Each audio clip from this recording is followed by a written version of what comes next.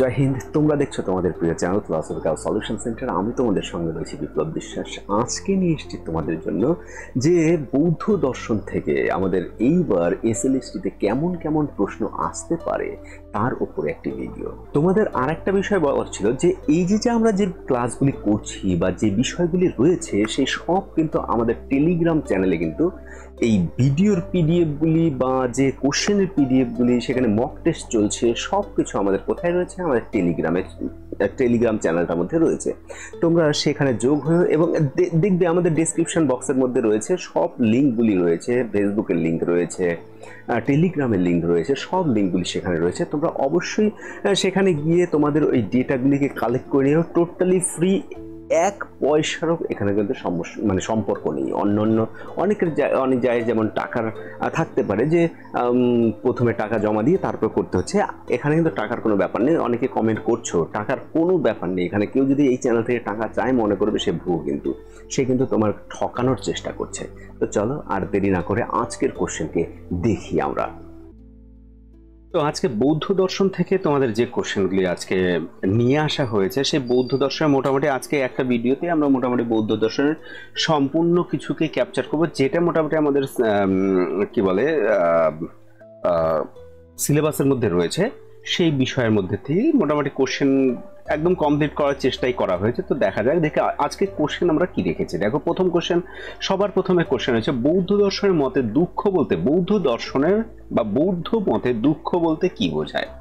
বৌদ্ধ মতে দুঃখ বলতে কি বোঝায়? বৌদ্ধ মতে দুঃখ বলতে তো আমরা যতটুকু জানি যে বৌদ্ধ দর্শনের দুঃখ হলো যে শারীরিক যন্ত্রণা। এই শারীরিক যন্ত্রণাগুলি তো নয়, জীবনের সমস্ত যে অনিত্যতা, আকাঙ্ক্ষার অপূরণকেও দুঃখ হিসেবে ধরা হয়েছে। যে আমাদের ধরো জীবনের অনেক আশা আকাঙ্ক্ষা রয়েছে, সেগুলি যদি না পূরণ হয় সেটাকেও দুঃখ হিসেবে ধরা হয়েছে। এই দৃষ্টিভঙ্গি থেকে জীবনের সব অসন্তোষকেই দুঃখ বলা হয়েছে। তো এই যে দুঃখ, এই দুঃখ তাহলে কি? দুঃখ হচ্ছে আমাদের যে জন্ম মৃত্যু জরা ব্যাধি, এই সব কিছু দ্বারা অসন্তোষ। এবার অনেকে দেখো, আমি অনেক ভিডিও দিয়েছি, অনেকেই মনে করো আমি যেমন কোশ্চেন দিচ্ছি তোমরা অনেকে মনে হচ্ছে যে এই কোশ্চেনটা হবে না, এটা হবে, এটা হবে, এটা। আসলে দেখো, যেমন মনে করো তোমাদের কোশ্চেনের অপশন থাকবে, সেই অপশনের উপর নির্ভর করেই কিন্তু তোমাদেরকে কোশ্চেনটা অ্যাটেন্ড করতে হবে। ওটা কি হবে বা ওটা সম্পর্কে কে কি বলেছে সেটা কোনো ফ্যাক্টর করে না। তোমার কাছে কি অপশন আছে সেই অপশনটাই কিন্তু তোমার কাছে মেন। ওটা সম্পর্কে তুমি কত জানো সেটা তুমি জানো, কিন্তু অপশন তোমার কাছে যেগুলি থাকবে তোমাদের কিন্তু সেটাই করতে হবে। আর আমরা একটা জিনিস তৈরি করেছি তোমাদের জন্য, যেটা তোমরা মোটামুটি অনেকেই জানো। টেলিগ্রাম চ্যানেল একটা আমরা তৈরি করেছি, যে টেলিগ্রামের চ্যানেলে আমরা কি করছি, মক টেস্টগুলির পিডিএফগুলি দিচ্ছি। তারপরে মক টেস্টের তোমার হচ্ছে যে কি বলে গুগল ফর্মে দিচ্ছি, তোমরা ক্লিক করতে পারো, সেখানে ক্লিক করে করে যেমন পরীক্ষা দেয় অনলাইনে, ঠিক আমরা সেরকমের ব্যবস্থা করছি এবং টোটালি ফ্রি। এখানে পয়সার কোনো ব্যাপার নেই। অনেকেই হয়তো পয়সা টয়সার কথা বলছো, কেউ কেউ আমাকে জিজ্ঞেসও করেছিল স্যার কত টাকা। আমি বলছি টোটালি ফ্রি। কিন্তু এটা কিন্তু কেউ যদি এই চ্যানেল যদি কেউ তোমাকে মনে করো টাকার কথা বলে, মনে করো সেটা মানে এক ধরনের ভাওতা। আমরা কিন্তু ফ্রিতে এটা করছি, কিন্তু কোনো টাকা পয়সার কোনো ব্যাপার নেই। তোমরা সবাই টেলিগ্রাম চ্যানেলে থেকো, সেখানে গিয়ে ওই পিডিএফগুলি নাও, সঙ্গে মক টেস্ট দাও, মানে ওই যা ওখানে আছে তোমাদের যেগুলি প্রয়োজন সেই প্রয়োজনীয় ব্যবস্থা ওখানে করা হচ্ছে। এর বাইরে ওখানে অন্য কোনো সমস্যা নেই, ঠিক আছে? তো চলো এইবার দেখো 2 নাম্বার কোশ্চেন। দুঃখ, এই যে দুঃখ যে আর্য সত্যতা রয়েছে, আমাদের কয়টি আর্য সত্য রয়েছে? আমাদের কাছে 4টি আর্য সত্য রয়েছে, তাই না? 4টি আর্য সত্য কি কি? 4টি আর্য সত্যের মধ্যে আমাদের কাছে কি কি রয়েছে? 4টি আর্য সত্যের মধ্যে যেমন ধরো মানে প্রথম যে আর্য সত্য রয়েছে যে দুঃখ, তাই না? দ্বিতীয় আর্য সত্য কি? দুঃখ সমুদয়। তৃতীয় আর্য সত্য কি? সেই দুঃখ নিরোধ যে সম্ভব। এবং তারপরে আমাদের একটা রয়েছে দুঃখ নিরোধ মার্গ, তাই না? এই 4টাই তো, যে আমাদের একটা দুঃখ সমুদয়, দুঃখের যে দুঃখ মানে যে দুঃখ নির্বাণ যে সম্ভব বা দুঃখ নিরোধ যেটাকে বলা হয়, যে দুঃখ নিরোধ করা যায়, এবং দুঃখ নিরোধ কিন্তু একটা মার্গও কিন্তু আমাদের কাছে রয়েছে। আমরা এটা মোটামুটি সবাই আমরা জানি। সেক্ষেত্রে এই যে দ্বিতীয় আর্য সত্যের আলোকে বুদ্ধ কোন দৃষ্টিভঙ্গিকে অস্বীকার করেন? এই দেখো, অস্বীকার, ইনি কিন্তু স্বীকারের কথা বলেননি, অস্বীকার। তোমরা কোশ্চেনগুলিকে ভালো করে দেখবে। এইবার তোমার কাছে 4টা অপশন আছে। এবার বুদ্ধদেব কি কি বলছে সেটা আমার ফ্যাক্টর নেই, 4টাতে তোমার কোনটা অ্যান্সার হবে তুমি সেইটাই অ্যান্সার তোমাকে দিতে হবে। আমরা জানি যে এই 4টিকে অস্বীকার করা, যেমন চিরস্থায়ী সুখের ধারণাকে তিনি অস্বীকার করেছেন, আমরা জানি, কারণ দুঃখ আছে, তার চিরস্থায়ী সুখ বলে কিছু নেই। আত্মার অমরত্ব সম্পর্কে অস্বীকার করছেন। ঈশ্বরের কৃপায় মুক্তি, এটাও অস্বীকার করছেন। তার মানে এই 3টিকেই তো অস্বীকারই দেখছি। তাহলে আমাদের ঘ নাম্বার উত্তর, সবগুলি আমাদের উত্তর হবে কি সঠিক হবে। তাহলে দুঃখ এই আর্য সত্যের আলোকে বুদ্ধ কোন দৃষ্টিভঙ্গিকে অস্বীকার করছেন? উপরোক্ত সবগুলিকেই তিনি অস্বীকারই করেছেন, কোনোগুলিকেই তিনি স্বীকার করেননি। ঠিক আছে, তো এক্ষেত্রে আমরা চলে যাই পরের কোশ্চেন। বুদ্ধ কোন পদ্ধতিতে দুঃখ আর্য সত্যটি ব্যাখ্যা করেছেন? দুঃখ একটা আর্য সত্য, এখানে কোটেশনের মধ্যে থাকা উচিত ছিল। বুদ্ধ কোন পদ্ধতিতে দুঃখ আর্য সত্যটি ব্যাখ্যা করেছেন? এখানে দেখো রয়েছে বিশ্লেষণাত্মক পদ্ধতি, ধ্যান চর্চা, ঈশ্বর কেন্দ্রিক ব্যাখ্যা, শাস্ত্রীয় ব্যাখ্যা। তিনি অ্যাকচুয়ালি কিন্তু অ্যানালাইটিক মেথড কিন্তু ব্যবহার করেছেন, বিশ্লেষণাত্মক পদ্ধতি। এই বিশ্লেষণাত্মক পদ্ধতি অ্যাকচুয়ালি বুদ্ধ মানুষের জীবনের দুঃখ কিভাবে জন্মায় তা বিশ্লেষণ করে দেখান, যেমন জন্ম, ইচ্ছা, লালসা, জরা, মৃত্যু ইত্যাদির মাধ্যমে তিনি দেখিয়েছিলেন। তিনি যুক্তি নির্ভর ব্যাখ্যা দেন, যা অভিজ্ঞতার ভিত্তিতে আসলে কি হয়, ওটা সত্য হয়। তাহলে আমাদের কাছে কিন্তু কি হবে, ক নাম্বার অ্যান্সারটা কিন্তু সঠিক হবে। ঠিক আছে, এরপরে রয়েছে দেখো, দুঃখ আর্য সত্য কিভাবে চতুরার্য সত্যের ভিত্তি গঠন করে। 4টি আর্য সত্য আমাদের কাছে রয়েছে। দুঃখ একটা আর্য সত্য, দুঃখ সমুদয়, দুঃখ নিরোধ এবং দুঃখ নিরোধ মার্গ। এই 4টির এই দুঃখ আর্য সত্যটি কিভাবে তার ভিত্তি গঠন করে। তাহলে এখানে দেখো আমাদের রয়েছে, এটি বদ্ধমূল দর্শনের শেষ পদক্ষেপ, এটি দুঃখ থেকে মুক্তির উপায় নির্দেশ করে, এটি দুঃখের অস্তিত্ব ও স্বরূপ নির্ধারণ করে, এটি নির্বাণ লাভের পরবর্তী ফল। তাহলে দেখো এখানে আমাদের অ্যান্সারটা কি হবে, এটি দুঃখের অস্তিত্ব স্বরূপ নির্ধারণ করে। অ্যাকচুয়ালি আসলে দুঃখ কি, দুঃখ আমাদের এই যে বিভিন্ন ধরনের অসন্তোষ, তাহলে প্রথম আর্য সত্য হিসেবে যে দুঃখ রয়েছে জীবনের মৌলিক ও সার্বজনীন সমস্যাকে আসলে চিহ্নিত করে, যে আসলে আমাদের দুঃখটা কেন, এই যে দুঃখ হচ্ছে। তাহলে পরবর্তী যে আর্য সত্যগুলি রয়েছে, যেমন দুঃখ সমুদয়, দুঃখ নিরোধ মার্গ, এই দুঃখের কারণ, নিরসন ও মুক্তির পথ কিন্তু ব্যাখ্যা করে। তাহলে আমাদের প্রথমে যে দুঃখই যদি না থাকতো, তাহলে পরবর্তী যে আর্য সত্যগুলি আছে সেগুলি কিন্তু আর উৎপন্ন হতে পারত না। তাহলে এই যে দুঃখ আর্য সত্যটি আসলে অন্যান্য যে আমাদের যে চতুরার্য সত্য যে রয়েছে বা আরো 3টি যে রয়েছে সেটার ভিত্তি কিন্তু স্থাপন করেছে। এরপরে আসি, বুদ্ধমতে নিচের কোনটি দ্বিতীয় আর্য সত্য এর মূল বক্তব্য? দ্বিতীয় আর্য সত্যে আসলে কি বলা হয়েছে? দ্বিতীয় আর্য সত্য বলা হয়েছে দুঃখ, এবং পরেরটা বলা হয়েছে দুঃখ সমুদয়। তাহলে দুঃখের যে মূল কারণ কি, তাই না? দ্বিতীয় আর্য সত্যের মূল বক্তব্য, তাহলে দুঃখ অনিবার্য। হ্যাঁ, দুঃখ তো অনিবার্যই। দুঃখের মূল কারণ হলো তৃষ্ণা। এক্ষেত্রে দেখো, দুঃখের মূল কারণ হলো তৃষ্ণা বলার কারণই হচ্ছে যে নির্বাণ, দুঃখের সমাপ্তি, অষ্টাঙ্গী মার্গ, এই 2 নম্বর হবে। দুঃখের মূল কারণই হলো তৃষ্ণা। কেন? দ্বিতীয় আর্য সত্যে বলা হয়েছে যে তৃষ্ণা বা তানহা সেখানকার পালি শব্দ এরকম ব্যবহার করে, যে তৃষ্ণা যা কাম, ভব, বিভব রূপে দেখা দেয়, এই তৃষ্ণা, হ্যাঁ, যেটা পাওয়ার ইচ্ছা, সেটি দুঃখের মূল কারণ, আমাদের প্রত্যাশা। তাহলে এটি দুঃখের উৎসই বিশ্লেষণ করে কি তৃষ্ণা। তার দ্বিতীয় আর্য সত্যের মূল বক্তব্য যে দুঃখ সমুদয়, এই দুঃখ সমুদয় হওয়ার কারণ কি? কারণই হচ্ছে আমাদের তৃষ্ণা। মনে থাকবে, তৃষ্ণা আমাদের মেন কারণ। এরপরে রয়েছে তৃষ্ণা বুদ্ধের মতো কত প্রকার? তৃষ্ণা তৃষ্ণা আসলে গৌতম বুদ্ধের মতে তৃষ্ণা কত প্রকার, এটা একটু ডিপ যদিও চলে গেছে, মনে করো সাধারণ আমরা যে যা দেখি সেখানে দেখা হয়েছে যে তৃষ্ণা আসলে 3 প্রকারের কথা বলা হয়েছে। তৃষ্ণা, ঠিক আছে, কি কি? তৃষ্ণা হচ্ছে 3 প্রকার। একটা হচ্ছে কাম তৃষ্ণা, কাম তৃষ্ণা। 2 হচ্ছে ভব তৃষ্ণা, ঠিক আছে। আর একটা হচ্ছে 3 নাম্বার হচ্ছে বিভব। তাহলে কাম তৃষ্ণা, ভব তৃষ্ণা, বিভব তৃষ্ণা। তাহলে কাম তৃষ্ণা হচ্ছে যে কামনার শক্তি, অর্থাৎ কামনা, বাসনা, লোভ, লালসা। ভব তৃষ্ণা হচ্ছে অস্তিত্ব কামনা। আর বিভব হচ্ছে অনস্তিত্ব যে বিষয়। তাহলে এই 3 প্রকার তৃষ্ণাই দুঃখের আমাদের মূল উৎস। দরকার হলে এগুলি এটা লিখে নিও তোমরা, ঠিক আছে। তারপরে রয়েছে আমাদের কাছে 7 নম্বর, নিচের কোনটি দুঃখ সমুদয় আর্য সত্য? দুঃখ সমুদয় আর্য সত্য এর সামঞ্জস্যপূর্ণ নয়। দুঃখ সমুদয়, তার তৃতীয় যে আমাদের পদটি রয়েছে তার সঙ্গে সামঞ্জস্যপূর্ণ নয়। এখানে রয়েছে দেখো কাম তৃষ্ণা, এটা দ্বিতীয় অষ্টাঙ্গিক মার্গ। ভব তৃষ্ণা, তাহলে কাম তৃষ্ণা, ভব তৃষ্ণা আর বিভব তৃষ্ণা, এই 3টি একই জায়গায় থাকে, তাহলে দুঃখ সমুদয়। তাহলে আমাদের সামঞ্জস্যপূর্ণ নয়, তাহলে দুঃখ সমুদয়ের অন্তর্ভুক্ত।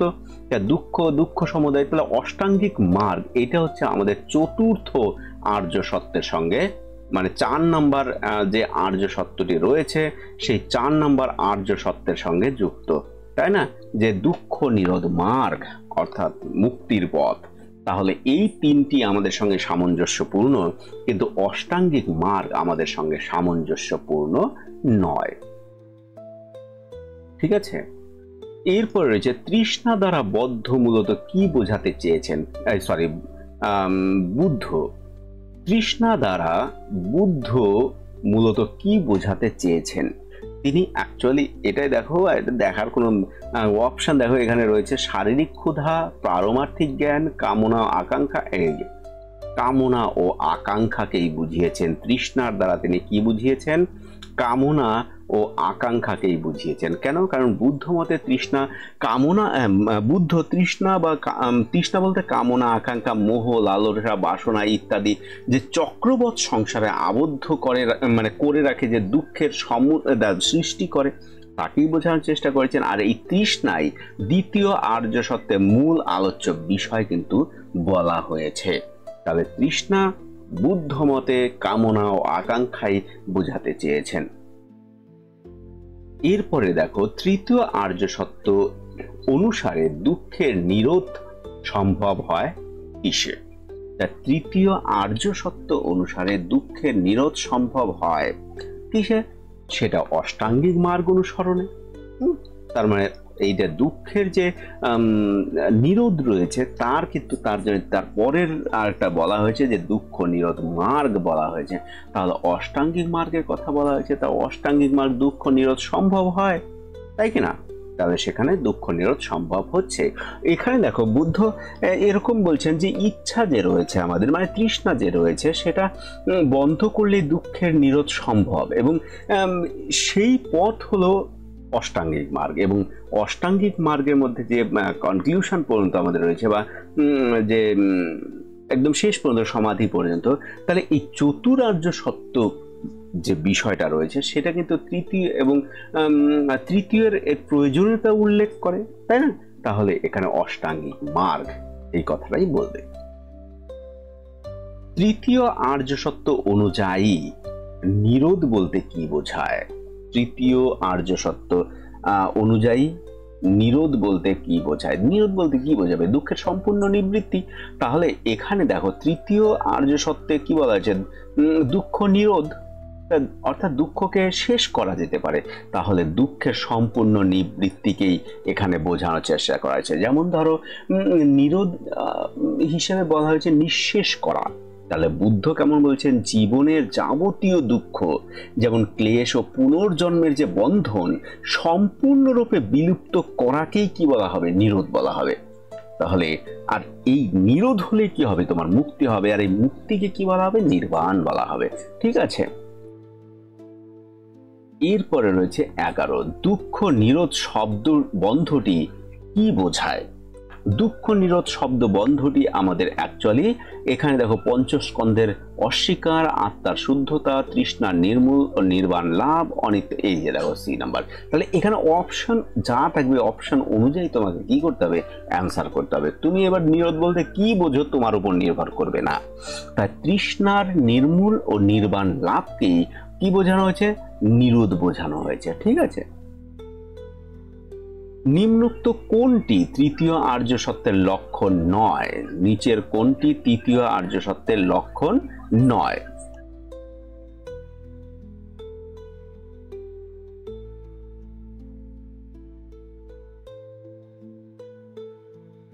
এখানে যে সঠিকটা হবে সেটা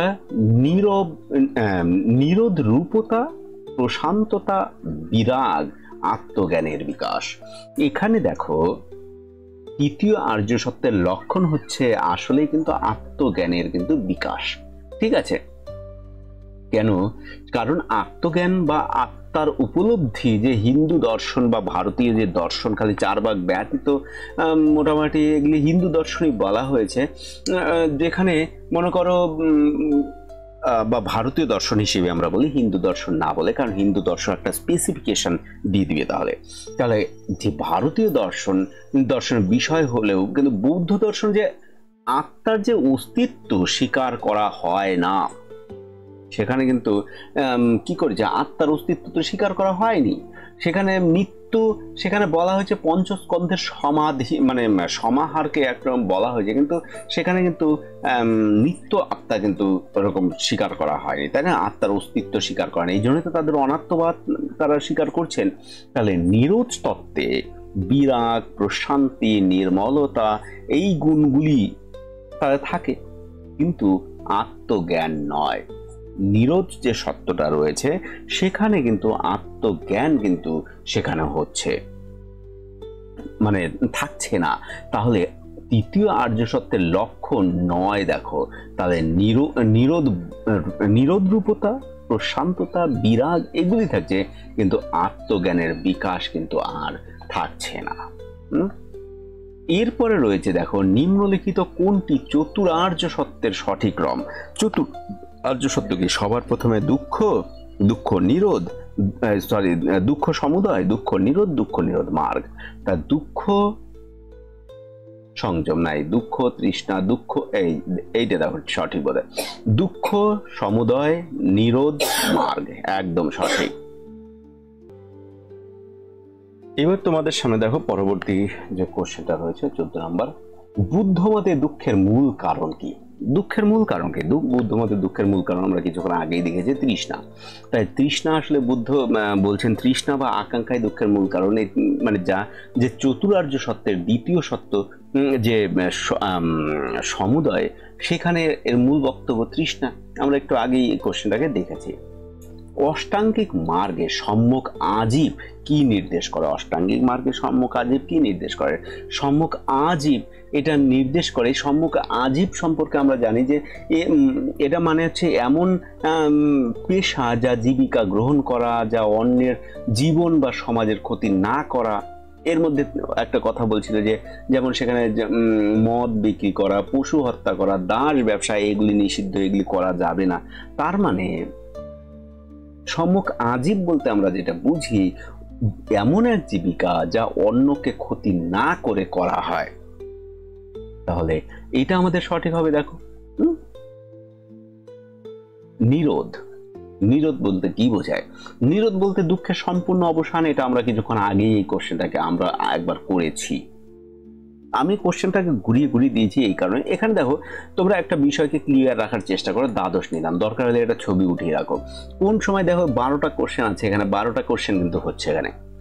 এক তো তারা বলছেন যে অবিদ্যা থেকে শুরু, তাই না? প্রত্যেকটা বিষয় এক একটা কিন্তু কারণ। এই দ্বাদশ নিদান যে বিষয়টা রয়েছে, তোমরা জানো বৌদ্ধ দর্শনে যে প্রতীত্য সমুৎপাত তত্ত্বের ব্যাখ্যা করা হয় দ্বাদশ নিদান, যেখানে বলা হয় সমস্ত দুঃখ একে অপরের উপর নির্ভরশীল। কারণ প্রতীত্য সমুৎপাত তত্ত্ব তো বৌদ্ধ দর্শনের কার্যকারণ তত্ত্ব।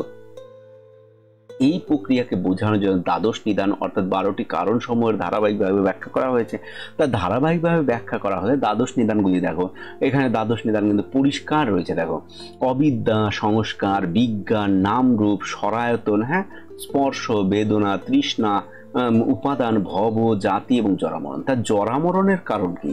জাতি, জাতির কারণ ভব, ভবর কারণ উপাদান, উপাদান কারণে তৃষ্ণা, তৃষ্ণার কারণ হচ্ছে বেদনা, বেদনার কারণ হচ্ছে স্পর্শ, স্পর্শের কারণ সরায়তন, সরায়তনের কারণ হচ্ছে নামরূপ, আর নামরূপের নামরূপের যে কারণ হচ্ছে বিজ্ঞান, আর বিজ্ঞানের কারণ কি? বিজ্ঞানের কারণ হচ্ছে আমাদের সংস্কার, আর সংস্কারের কারণই হচ্ছে অবিদ্যা। তাহলে অবিদ্যার এই কারণের জন্য আমরা কি করি? আমরা এই ভবচক্রে আটকে যাই, তাই না? তাহলে এইখানে দেখো, এই যে এই দ্বাদশ নিদানগুলি মূলত পালি সূত্রের মহানিদান সূত্র যে রয়েছে সেই এবং সম্মুক্ত নিকায়ে বিস্তারিতভাবে ব্যাখ্যা করেছে। যদি এরকম কোশ্চেন আসে যে পালি ভাষায় এই সূত্র গ্রন্থের নাম কি, তাহলে আমরা লিখব মহানিদান সূত্র। এবং এটা যদি বলা হয় কোন নিকায়ে রয়েছে, তাহলে আমরা লিখব সম্মুক্ত নিকায়ের মধ্যে এর বিস্তারিত আলোচনা রয়েছে। তোমরা কিন্তু এই বিষয়গুলিকে একটু কাইন্ডলি একটু নোট করার চেষ্টা করো। এরপর আমি অষ্টাঙ্গিক মার্গ একটা দিয়ে দিচ্ছি। দেখো, এর ভিতরে আমি কিন্তু এই যে বিজ্ঞান, অবিদ্যা বলতে কি বুঝি? অজ্ঞতা, সংস্কার বলতে সংস্কার বা প্রবৃত্তি, চৈতন্য, নাম, এই যে 6টি ইন্দ্রিয়, এগুলো আমি কিন্তু ক্লিয়ার করে দিয়েছি।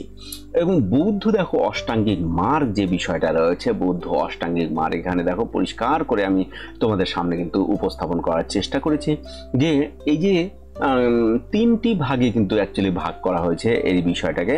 হ্যাঁ, দেখো, এই বিষয়কে অ্যাকচুয়ালি 3 ভাগে ভাগ করা হয়েছে, তোমরা জানো। একটা হচ্ছে যে বৌদ্ধ দর্শনে যে চতুরার্য সত্যের যে নিরোধ যে পথটি, সেটাকে 3টি ভাগে ভাগ করা হয়েছে। 3টি ভাগে কি কি? সেটা প্রজ্ঞাশীল সমাধি,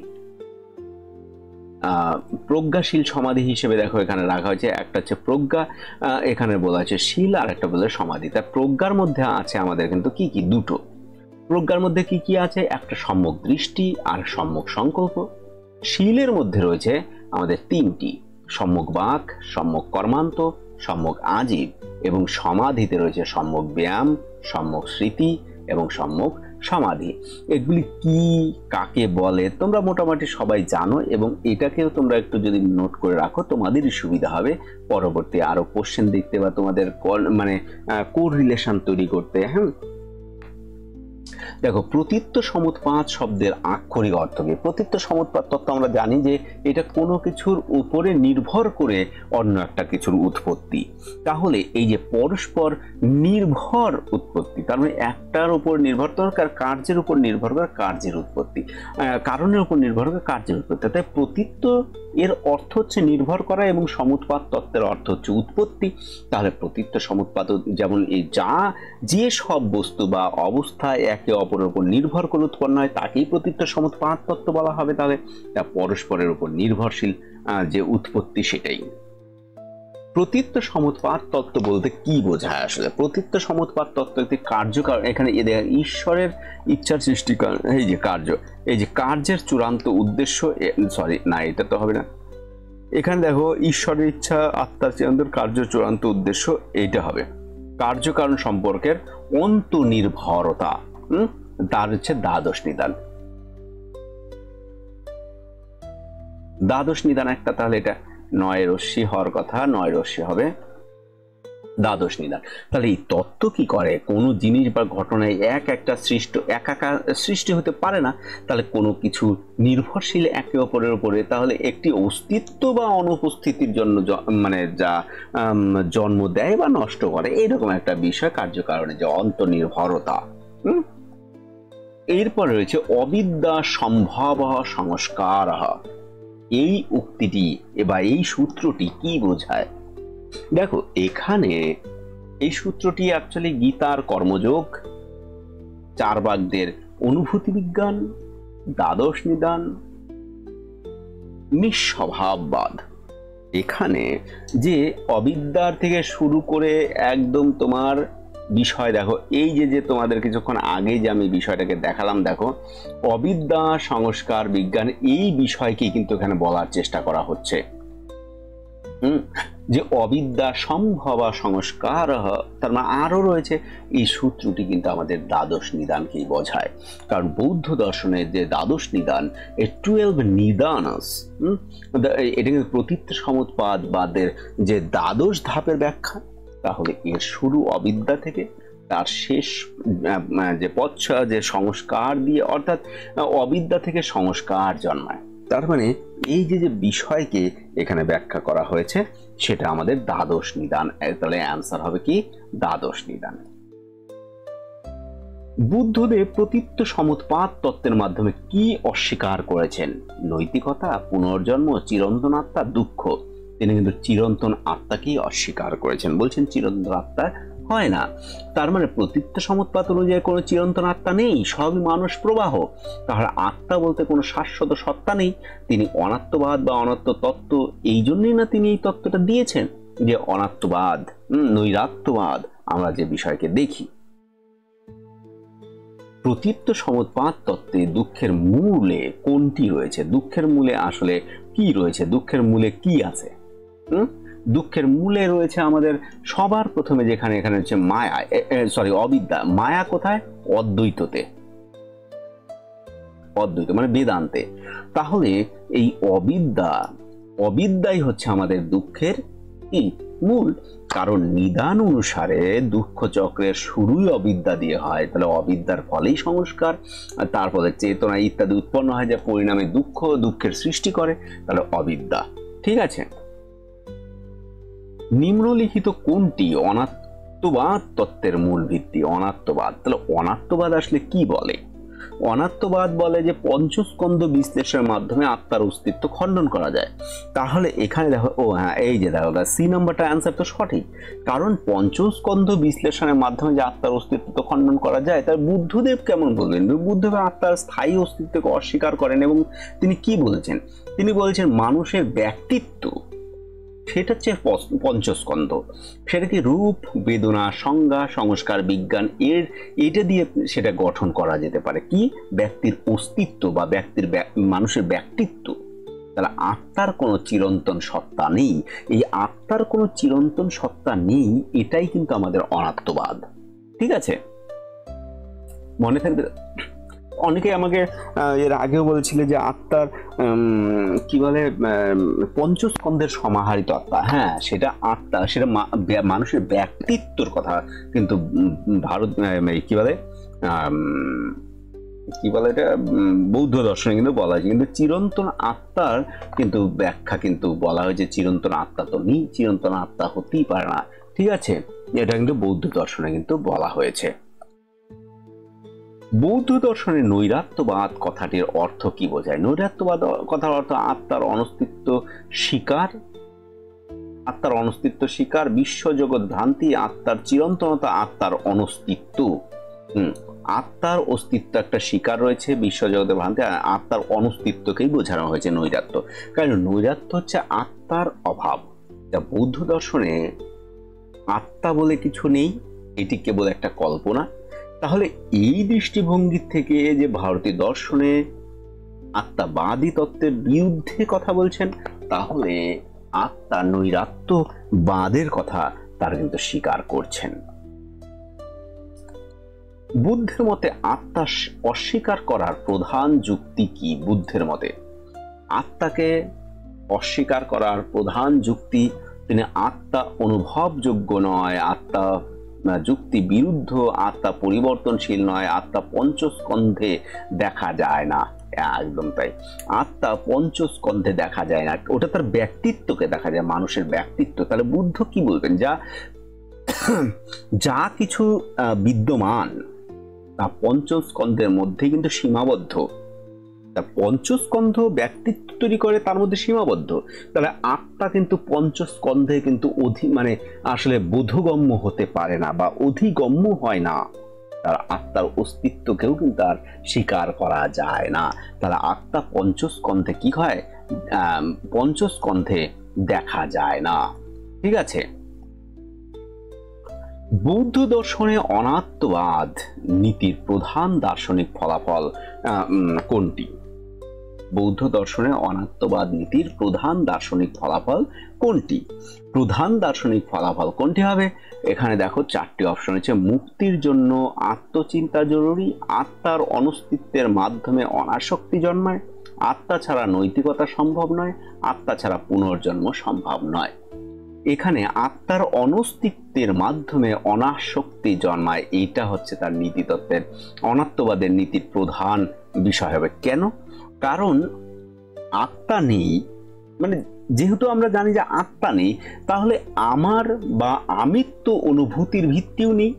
তাহলে এই যে অনাসক্তি জন্ম দেয় মুক্তির পথে, তাহলে এই দৃষ্টিভঙ্গি অহং পরিত্যাগে সহায়তা করে, যে আমি আমি আমি এই ভাব, এই অনাত্মবাদ আমাদের কিন্তু কি করে, অনেকটা সাহায্য করে। এরপরে রয়েছে ক্ষণিকত্ববাদ। এই মতে বস্তু সত্তার প্রকৃতি কি? বস্তু সত্তার প্রকৃতি কি? বস্তু সত্তার প্রকৃতি যে ক্ষণভঙ্গুর বা পরিবর্তনশীল। এখানে তো পরিষ্কার করে বলাই হয়েছে বৌদ্ধ দর্শনে যে মানুষ প্রবাহ, প্রত্যেকটা বস্তু একটা ক্ষণের জন্য উৎপন্ন হয়, তারপরে আর একটা ক্ষণ উৎপন্ন করে সে ধ্বংস হয়, তাই না? এটা দেখো তার প্রতীত্ব সমুৎপাত তত্ত্বের দ্বাদশ নিদানের উপরে কিন্তু নির্ভরশীল। মানে আমরা সেই হিসেবে দেখতে পারি একটা ক্ষণ রয়েছে, সেই ক্ষণ কেন হয়েছে, আর একটা ক্ষণের জন্য হয়েছে। তো এখানে আমাদের সি নাম্বারটা অ্যান্সার সঠিক হবে, কারণ তারা মনে করেন, তারা কি মনে করেন যে ধর্ম মাত্র বা প্রতিটি ক্ষণ সেটা একটা ধর্ম মাত্র বা মুহূর্ত, যেটা ক্ষণ একটা নির্দিষ্ট পর্যন্ত স্থায়ী হয়, এরপরই বিলীন হয়ে যায়। তাহলে এটি বৌদ্ধ দর্শনের এক মৌলিক মত, যা অনিত্যবাদের ভিত্তি। ঠিক আছে,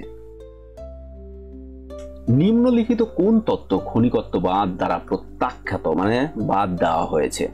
ক্ষণিকত্ববাদ দ্বারা প্রত্যাখ্যাত একটা অনিত্যতাবাদ, নৈরাত্যবাদ, শাশ্বত আত্মবাদ, কর্মফল তত্ত্ব।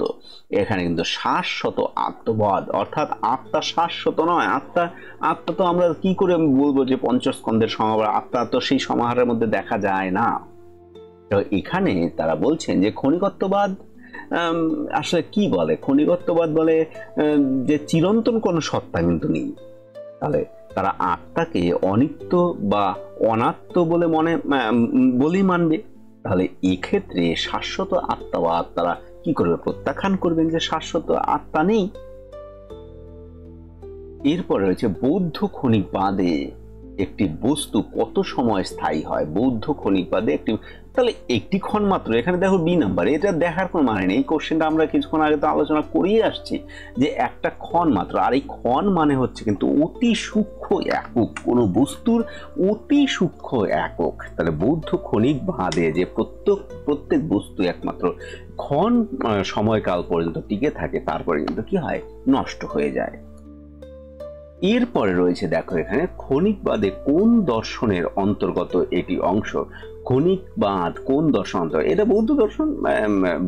এখানে দেখো বৌদ্ধ দর্শন নিয়ে দেখছো, বৈশেষিক দর্শন, সাংখ্য বানান এখানে দেখো মিস্টেক হয়ে গেছে। হ্যাঁ, সাংখ্য দর্শন, সর্বাস্তিবাদ, সৌতান্ত্রিক বৌদ্ধ দর্শন।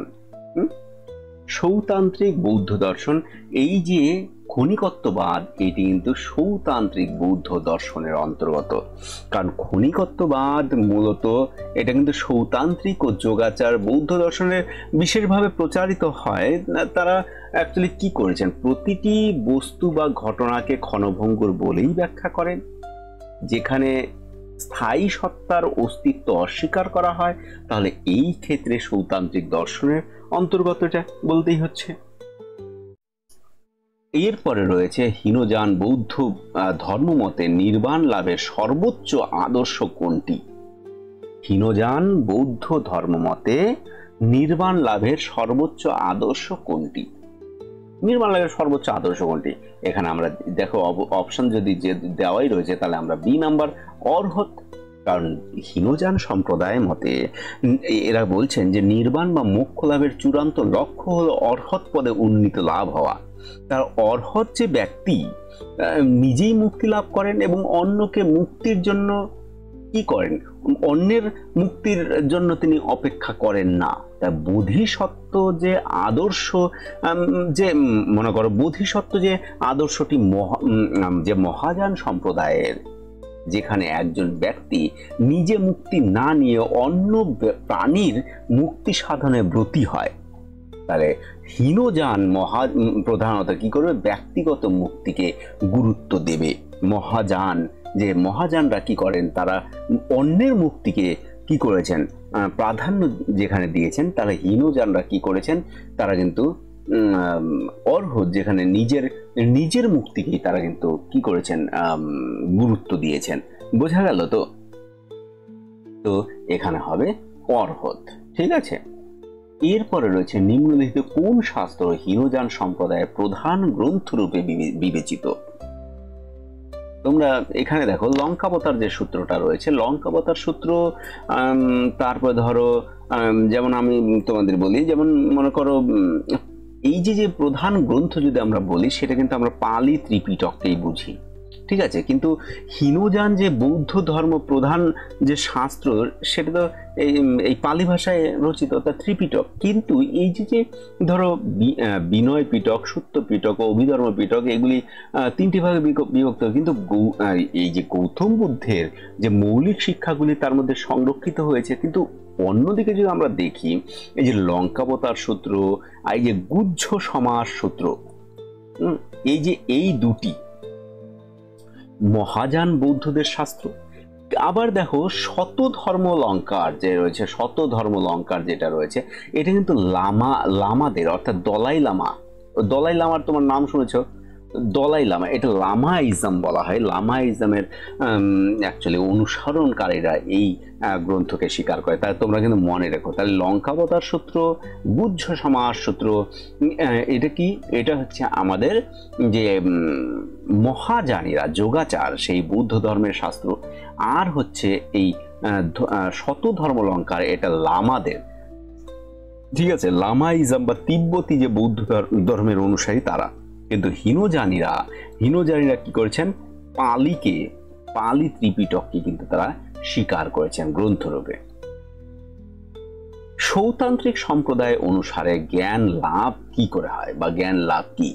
জ্ঞান লাভ হচ্ছে, এখানে দেখো বাহ্য বস্তুর সঙ্গে প্রত্যক্ষ সংযোগ, প্রতি মুহূর্তিক এটা সঠিক হয়ে যায়, অনুভবযোগ্য রূপের চিন্তন থেকে, প্রতি মুহূর্তিক মনোপ্রবাহ থেকে আমাদের জ্ঞান লাভ হয়। এখানে দেখো যেমন তোমার অপশন থাকবে, ঠিক সেই রকম অপশন থেকে তোমাকে বুঝতে হবে কিন্তু। তাহলে এখানে সৌতান্ত্রিকরা আসলে কি মনে করেন? সৌতান্ত্রিকরা মনে করেন যে বস্তু প্রত্যক্ষ নয়, তাদের মনে করেন তারা প্রতি মুহূর্তে উৎপন্ন যে মানসিক বৃত্তির মাধ্যমে জ্ঞান লাভ হয়, তারা বাহ্য বস্তু নয়, তার মানসিক প্রতিচ্ছবি বা ধারণা, যেমন রিপ্রেজেন্টেশনকে সত্য বলে মনে করে। কারণ এরা হচ্ছে বাহ্য অনুমেয়বাদী, এরা বাহ্য প্রত্যক্ষবাদী না। বৈভাষিকরা বাহ্য প্রত্যক্ষবাদী। ঠিক আছে, মনে থাকবে এগুলি। দেখো তাহলে সেই ক্ষেত্রে যদি বাহ্য অনুমেয় হয়, তাহলে প্রতি মুহূর্তিক মনোপ্রবাহ থেকে তাদের জ্ঞান উৎপন্ন হবে, কারণ অনুমান করবে তারা। তাহলে কনসেপ্টকে একটু ক্লিয়ার করতে হবে, কনসেপ্টকে একটু ধরতে হবে। ঠিক আছে, সৌতান্ত্রিক সম্প্রদায়ের মতে প্রতিক্ষণ পরিবর্তনশীল বস্তু কিসের দ্বারা ধারণ করা যায়? কল্পনালব্ধ বস্তুর দ্বারা, প্রতিক্ষণ উৎপন্ন স্মৃতির দ্বারা, অনিত্য প্রতিচ্ছবির দ্বারা, প্রতিক্ষণ মানসিক প্রবাহের দ্বারা। কিসের দ্বারা বলছে? তাহলে প্রতিক্ষণ মানসিক প্রবাহের দ্বারাই হবে। সৌতান্ত্রিক সম্প্রদায়ের মতে প্রতিক্ষণ পরিবর্তনশীল যে বস্তু কিসের দ্বারা ধারণ করা হয়? প্রতিক্ষণ মানসিক প্রবাহের দ্বারা। কেন? কারণ সৌতান্ত্রিকরা ধর্ম ক্ষণিকবাদী, মোমেন্টারিনেসকে তারা স্বীকার করেছেন। যে ক্ষণিকবাদী হলেও তারা বিশ্বাস করতেন, কিসের কথা বিশ্বাস করতেন? যে মানসিক প্রবাহ, স্ট্রিম অফ কনসাসনেসের কথা তারা বলছেন। তার কোনো বস্তু বা অভিজ্ঞতাকে ধারণ করতে তারা সক্ষম। তাহলে এই হীনযান যে বৌদ্ধ দার্শনিকরা রয়েছেন, তাদের একটি গুরুত্বপূর্ণ কিন্তু দৃষ্টিভঙ্গি। তাহলে এক্ষেত্রে আমাদের যে প্রতিক্ষণ মানসিক প্রবাহের দ্বারাই এটা হবে। কারণ এই সৌতান্ত্রিকরা কি স্ট্রিম অফ যে কনসাসনেসকে তারা স্বীকার করছেন, যেটা মানসিক প্রবাহ বলছেন, যে সবকিছু একটা মানস প্রবাহ, প্রতিক্ষণে তা পরিবর্তনশীল হচ্ছে। এরপরে যে নিম্নলিখিত কোনটি সৌতান্ত্রিক সম্প্রদায়ের বিশ্বাসের অংশ? বহির্জগৎ অস্তিত্বহীন, বহির্জগৎ প্রত্যক্ষ করা যায়, বহির্জগৎ পরোক্ষভাবে উপলব্ধি করা যায়, বহির্জগৎ শুধুই প্রতিক্ষণীয় ইন্দ্রিয় ধারণ। তারা বলবেন বিশ্বাসের অংশ হচ্ছে যে 3 নাম্বার, দেখো, বহির্জগৎ পরোক্ষভাবে উপলব্ধি করা যায়। তারা সৌতান্ত্রিক। পরোক্ষভাবে, তার প্রত্যক্ষভাবে হলে তো বাহ্য প্রত্যক্ষবাদী হয়ে যেত, তারা যেহেতু বাহ্য অনুমেয়বাদী, তাহলে বলছে পরোক্ষভাবে আমরা উপলব্ধি করতে পারি। তবু আমি তোমাদের বলি, সৌতান্ত্রিক যে সম্প্রদায় রয়েছে তারা আসলে বহির্জগতের অস্তিত্বই বিশ্বাস রেখেছেন, কিন্তু তারা বলছেন তা প্রত্যক্ষ নয়, তা পরোক্ষভাবে বুদ্ধিজাত যে প্রতিচ্ছবি দ্বারা, মানে রিপ্রেজেন্টেশন, ওই তোমরা লকের থিওরি পড়েছো না, রিপ্রেজেন্টেটিভ রিয়ালিজম, ঠিক সেই রকম পরোক্ষ অভিজ্ঞতাবাদের পক্ষ থেকে তারা বলছেন যে তা মানে বাহ্য অনুমেয়বাদী, এই জন্যে তারা কিন্তু এরকম কথাগুলি বলছেন। এরপরে রয়েছে বৈভাষিক সম্প্রদায়ের মতে ধর্ম কি ধরনের বাস্তবতা? ধর্মস, তার মধ্যে মানুষ প্রবাহের যে প্রতিক্ষণ, এটা বলছে সমবেত বাস্তবতা, আপেক্ষিক বাস্তবতা, চূড়ান্ত বাস্তবতা, কাল্পনিক বাস্তবতা। এটা কিন্তু আসলে চূড়ান্ত বাস্তবতা। কেন? কারণ বৈভাষিক সম্প্রদায়ে তাদের ধর্মর যে পরমার্থ সত্য রয়েছে, আলটিমেট যে রিয়ালিটিকে আমরা বলি বা চূড়ান্ত বাস্তবতা হিসেবে মেনে নিয়েছেন তারা মনে করেন কি, তারা মনে করেন যে প্রতিটি ধর্ম যে স্বতন্ত্রভাবে অস্তিত্বশীল এবং বহির্বিশ্বের, মানে বাইরের যে জগতের বিষয়গুলি রয়েছে সেখানে তার মূল গঠন, তার উপাদান। তাহলে এক্ষেত্রে আমরা বলতে পারি যে ধর্ম সমতা, যে ধর্মস আর আলটিমেট রিয়াল, তাই তো? এই মত কি তাহলে অনুসরণ করবেন? তার চূড়ান্ত বাস্তবতা আমাদের বলতেই হচ্ছে এটাকে। তাই বৌদ্ধ দর্শন হিসেবে বৈভাষিকদের ধর্মস কি ধরনের বাস্তবতা? চূড়ান্ত বাস্তবতা। বৈভাষিক সম্প্রদায়ের মতে নিত্যতা, অনিত্যতা মানে ইমপারমানেন্স কিভাবে ব্যাখ্যা করা হয়? অনিত্যবাদ, তাই না? অনিত্যবাদের গল্পটা তোমাদের আসবে এখানে। তাহলে বস্তু ধ্বংস হওয়ার মাধ্যমে, প্রতি মুহূর্তে পরিবর্তনের মাধ্যমে, কোনো কল্পনার দ্বারা, স্মৃতি ও সংস্কার দ্বারা, তাহলে এই যে প্রতি মুহূর্তে পরিবর্তনের মাধ্যমে, সেটি অনিত্যতা। তাহলে প্রতি মুহূর্ত পরিবর্তন হচ্ছে, তাহলে তার আগের মুহূর্ত কি হচ্ছে? ধ্বংস হচ্ছে। তাহলে সেটা কিন্তু তার পরের বিষয় নয়, এটা একটা প্রবাহ। তাহলে বৈভাষিক সম্প্রদায় ক্ষণিকবাদকে সমর্থন করেন, তাই না? তারা কি মনে করেন? তারা মনে করেন যে প্রতিটি ধর্ম বা বস্তু একমাত্র একটি ক্ষণকাল পর্যন্ত বা একটি মোমেন্ট পর্যন্ত টিকে থাকে, যা পরবর্তী যে মুহূর্তেই তা কি হয়? বিনাশ হয়, কারণ একটা ক্ষণকে উৎপন্ন করেই আগেরটা বিনাশ হয়ে যাচ্ছে। তাহলে নিত্যতা বা অনিত্যতা, এটা মানে প্রতিটি মুহূর্তে পরিবর্তনশীলতা, যা বাস্তবতার অন্তর্নিহিত যে বৈশিষ্ট্য। তাহলে হবে বি নাম্বারটা সঠিক। এরপর রয়েছে বৈভাষিক সম্প্রদায়ের দর্শনে প্রত্যক্ষ জ্ঞান সম্পর্কে কোনটি সঠিক? মানে সঠিক কোনটি? বৈভাষিক সম্প্রদায়ের দর্শনে প্রত্যক্ষ জ্ঞান সম্পর্কে কোনটি সঠিক, কোনটি আসলে? এখানে বলছে কেবল চক্ষু ইন্দ্রিয় দিয়ে লাভযোগ্য একটি শুধুমাত্র বুদ্ধিযোগ্য জ্ঞান, এটি চৈতসিক ও অচৈতসিক। চৈতসিক বলতে যা যেমন রূপ চৈতসিক, এবং যে চেতনা সেটা হচ্ছে রূপ হচ্ছে আমাদের অচৈতসিক এবং যে চেতনা সেটা আমাদের চৈতসিক। তাহলে উভয় ধর্মের উপলব্ধি করে, এটি কেবল স্মৃতির দ্বারা পরিচালিত হয়। সি নাম্বারটা আমাদের সঠিক হবে। কেন? কারণ এখানে চেতনা এবং অচেতনা এই বিষয়গুলি রয়েছে।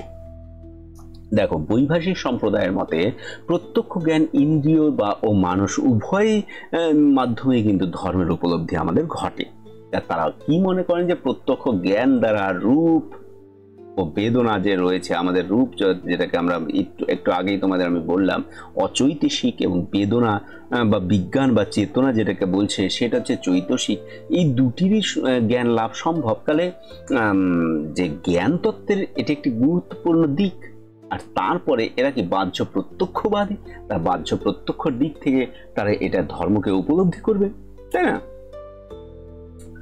এরপরে দেখো মহাযান বৌদ্ধ দর্শন মতে শূন্যতা, ওই শূন্যবাদ তোমরা শুনেছো, সেই শূন্যতা কি বোঝায়? বস্তু জগতের অস্তিত্ব নেই, আত্মার অস্তিত্ব নেই, সকল সত্তার স্বধর্ম নেই, নির্বাণ অর্জনের উপায় নেই। এই যে দেখো সকল সত্তার স্বধর্ম নেই তারা বলছেন। এখানে নাগার্জুনের যে মাধ্যমিক দর্শনে বলা হয়েছে সমস্ত বস্তু নিঃস্বভাব, নিঃস্বভাব বলা হয়েছে, তার মানে তাদের নিজস্ব স্বতন্ত্র প্রকৃতি নেই। তাহলে দেখো এই বোধই কিন্তু আসলে কি হবে? শূন্যতা।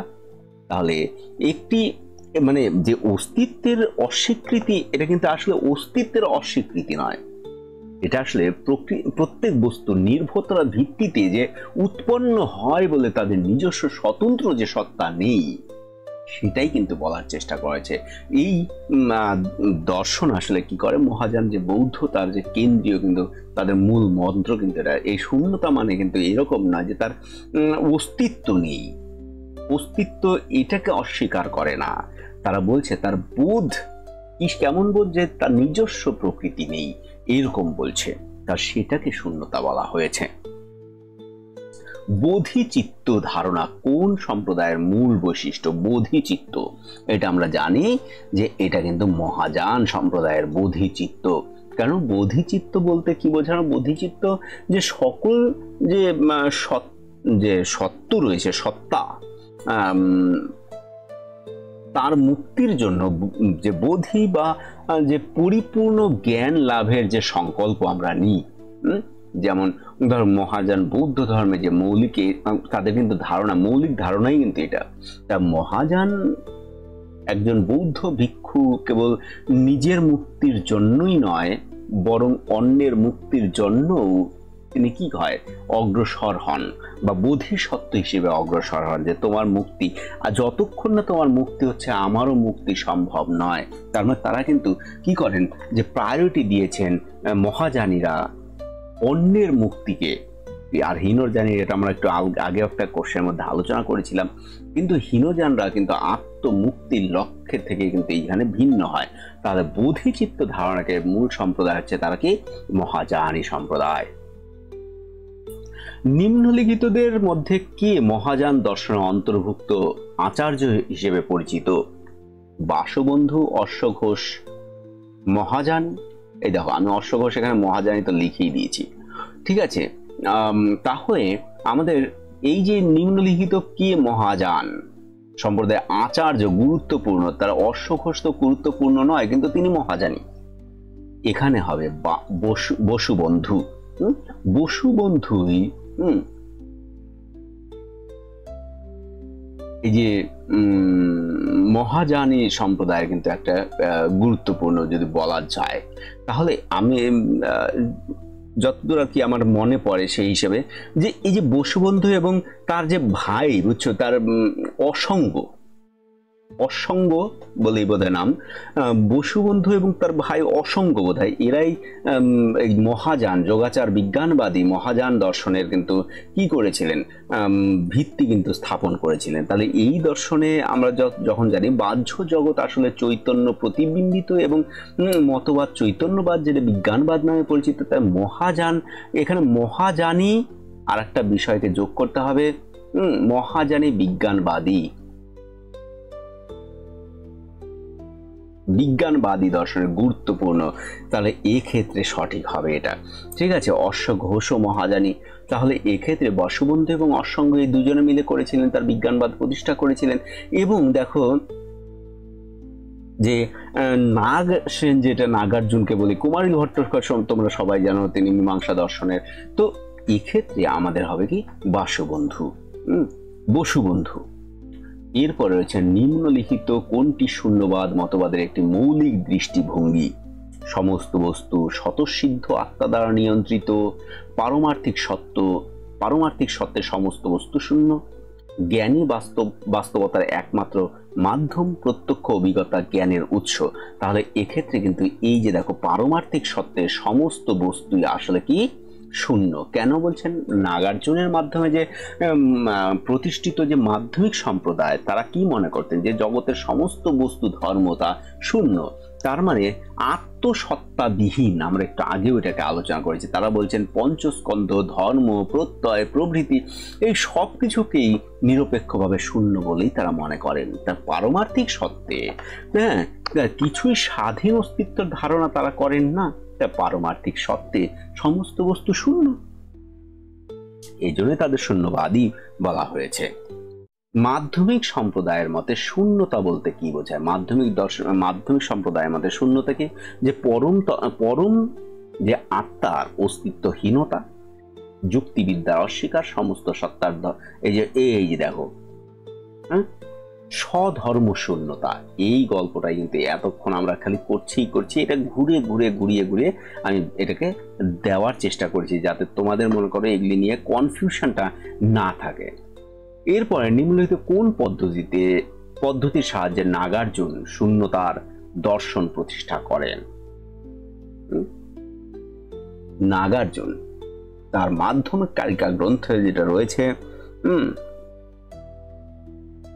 যে নাগার্জুন যে মাধ্যমিক কারিকা তার গ্রন্থ রয়েছে, সেখানে দেখবে প্রসঙ্গ কারিকা বা অপ্রদান প্রণালী ব্যবহার করেছেন তিনি। ঠিক আছে, ব্যবহার করেছেন এবং প্রতিরক্ষার যে মতবাদের যে আভ্যন্তরীণ স্ববিরোধিতা তিনি কি করেছেন তুলে ধরেছেন সেখানে। তাহলে তিনি কোনো নিজ মত প্রতিষ্ঠা করেন না। তিনি আসলে কি করেছেন? তিনি যুক্তির মাধ্যমে প্রতিপক্ষের মত খণ্ডন করেন ওখানে। তাহলে এই পদ্ধতিকে বলে কি বলে? এই পদ্ধতিকে প্রসঙ্গবাদ বলে। এই শূন্যতার দার্শনিক যুক্তি প্রতিষ্ঠার মাধ্যমে তার মৌলিক রীতিকে তিনি প্রতিষ্ঠা করেছেন। তাহলে এই যে শূন্যতার দর্শন তিনি বলছেন, সেটাকে আসলে আমাদের বলছে যুক্তির দ্বারা বিরোধীদের নিরসন করা। এই জন্য আমি তোমাদের কিন্তু বললাম যে প্রসঙ্গবাদ। কোথায় এটা? মূল